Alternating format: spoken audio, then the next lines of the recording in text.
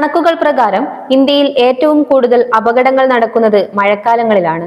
കൂടുതലും റിപ്പോർട്ട് ചെയ്യുന്നത് റോഡിലും വെള്ളക്കെട്ടിലും ഉണ്ടാകുന്ന അപകടങ്ങളാണ്. മഴക്കാലത്ത് പ്രധാനമായും ഉണ്ടാകുന്ന അപകടങ്ങളെയും സുരക്ഷാ മുന്നൊരുക്കങ്ങളെയും കുറിച്ച് Koyilandy fire station officer CK Muraleedharan K-ഫയലിനോട് സംസാരിക്കുന്നു. ഇപ്പം നമുക്ക് മഴക്കാലത്ത് പ്രധാനമായിട്ട് വരുന്ന ഒരു കോളുകൾ എന്ന് പറഞ്ഞാൽ വെള്ളത്തിൽ ആളുകൾ പെടുന്നൊരു കോളുകളാണ് വന്നത്. അപ്പം പ്രധാനമായിട്ടും നമ്മളെ ടൂറിസ്റ്റ് കേന്ദ്രങ്ങളിലും മറ്റും ആളുകൾ വരുന്ന സമയത്ത് അവർക്ക് പരിചിതമല്ലാത്തൊരു സ്ഥലത്താണ് അവർ വരുന്നത്.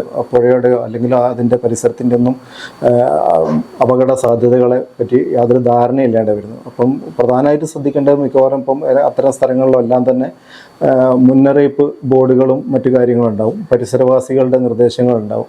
ഇത്തരം കാര്യങ്ങളൊക്കെ പരിഗണിച്ച് മാത്രമേ ഈ സ്ഥലങ്ങളിൽ ഇറങ്ങാനും മറ്റു കാര്യങ്ങളും പാടുള്ളൂ. പിന്നെ ഇപ്പോഴുള്ളൊരു പ്രധാന പ്രശ്നം എന്ന് വെച്ചാൽ നമുക്ക് ആ നിൽക്കുന്ന സമയത്ത് ആ പുഴയുടെ ആ സ്ഥലങ്ങളിലെല്ലാം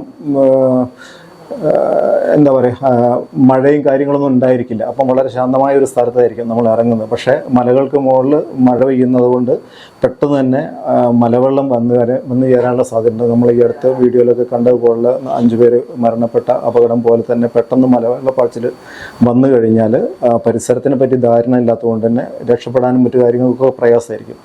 അപ്പോൾ അത്തരം സ്ഥലങ്ങളിലൊക്കെ ഇറങ്ങുന്ന സമയത്ത് മഴയില്ലെങ്കിൽ പോലും മഴവെള്ളത്തിൻ്റെ ഒരു സാധ്യതയും മറ്റു കാര്യങ്ങളെടുത്ത് പുഴയുടെ ഒഴുകുന്ന പ്രദേശങ്ങളിലേക്ക് എത്തിച്ചേരാതെ നോക്കുക, കുട്ടികളെ മറ്റു കാര്യങ്ങൾ. അതോടൊപ്പം തന്നെ വരുന്നൊരു പ്രധാനപ്പെട്ട പ്രശ്നം എന്ന് പറഞ്ഞാൽ വീടിൻ്റെ പരിസരങ്ങളിലൊക്കെ വരുന്ന വെള്ളക്കെട്ടുകളാണ്. അപ്പം വീട്ടിലെ കുട്ടികൾക്കും മറ്റു കാര്യങ്ങൾക്കും നേരത്തെ പരിചയപ്പെട്ട ഒരു സ്ഥലത്ത് വെള്ളക്കെട്ട് വന്നൊരു സമയത്ത് എങ്ങനെ പെരുമാറണം എന്നുള്ള കാര്യങ്ങളെ സംബന്ധിച്ചിട്ട് അത്ര ധാരണ ഉണ്ടാവില്ല. അപ്പോൾ കുട്ടികൾ സ്കൂളിൽ പോകുന്നതിനും മറ്റു കാര്യങ്ങളൊക്കെ പോകുന്നതിനും ഇത്തരം വെള്ളക്കെട്ടുകളിൽ ഇറങ്ങാതിരിക്കാൻ വേണ്ടിയിട്ടുള്ള കർശനമായ നിർദ്ദേശങ്ങൾ കൊടുക്കുകയും അത്തരം കാര്യങ്ങളിൽ കൂടുതൽ ശ്രദ്ധ പുലർത്തേണ്ടതായിട്ടുണ്ട്. അപ്പം വെള്ളം കയറുന്ന സമയത്ത് കുട്ടികളെ ഒറ്റയ്ക്ക് അയക്കാതിരിക്കുക. അത്തരം കാര്യങ്ങളിൽ കുട്ടികളെയൊക്കെ കൂടുതൽ ഈ ഒരു മഴക്കാലത്ത് കൂടുതൽ സംരക്ഷിച്ച് നിർത്തേണ്ട ഒരു ബാധ്യത പൊതുസമൂഹത്തിനും അതോടൊപ്പം തന്നെ കുടുംബത്തിനുണ്ട്. അപ്പോൾ അത്തരം കാര്യങ്ങളിലൊക്കെ കൂടുതൽ ശ്രദ്ധ പുലർത്തേണ്ടതായിട്ടുണ്ട് ഈ ഒരു സാഹചര്യത്തിൽ. പിന്നെ അതോടൊപ്പം തന്നെ നമ്മൾ നേരത്തെ ഇറങ്ങിയ പുഴയായിരിക്കാം.